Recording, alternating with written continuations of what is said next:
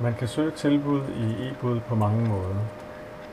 Gå til tilbudsmenuen, vælg søg, og man får så vist de seneste 10 tilbud, som man selv har udarbejdet. Men man kan så åbne de detaljerede søgefelter og for eksempel søge på tilbud fra en specifik kunde. Der vælger man kunden i felterne til venstre og trykker på søgeikonen, og man får så vist de tilbud, som passer netop med den kunde. Men man kan også bruge felterne i kundeoplysningerne individuelt, og for eksempel søge på tilbud, hvor kunden har et bestemt efternavn eller en bestemt adresse. Der skriver man nogle oplysninger ind i felterne og trykker på søgeikonen, og vi kan se, at der er 2 tilbud, som stemmer med de her søgefelter.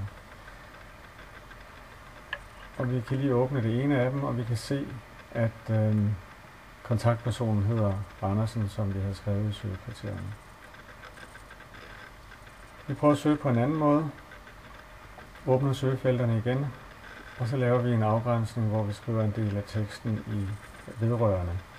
Trykker søg, og vi kan så se, at det tilbud, der kommer frem, der står faktisk noget om noget båd i vedrørende. Man kan også afgrænse på status. Vi prøver at søge på status sendt, og får så 2 tilbud frem, som har status sendt. Vi prøver lige at søge på tilbud, der har status klaget. Trykker på søgeikonen, og så kommer der 2 andre tilbud frem, som har status klaget.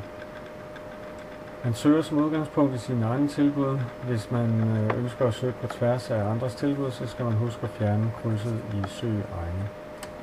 Vi kan også lave en datoafgrænsning, og den virker så på oprettelsesdatoen på tilbuddet. Og vi prøver her at søge fra den 1. til den 4. juni. Og der kommer så 2 tilbud frem, som ligger med oprettelsesdato den 3. juni.